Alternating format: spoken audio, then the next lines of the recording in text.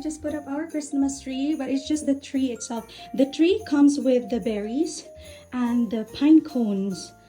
Ang ganda ng quality, grabe. There are 3 different types of stems. Ito, tapos ito na makakapal, at saka yung normal lang na ganito na parang plastic. Yung parang sa fake grass. Ang ganda. We're not yet finished. All of the ornaments are here pa. But yeah, look at the Christmas tree. Do you think it's worth it na 2,800 yan? Yung star, hindi pa namin ilalagay. Kasi last na yung star. Usually last na naman ilalagay, di ba? Nilalagay yung star. Pero look at the quality of this Christmas tree. Super nice. May ganito, may paganito. Kaya pala medyo mahal siya. Ang ganda.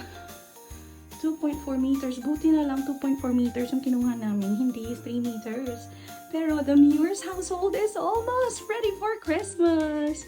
Ang ganda. Ayan siya sa likod. Ayan siya. O, diba? Grabe. Parang isang oras din namin itong tinayo. Ganda.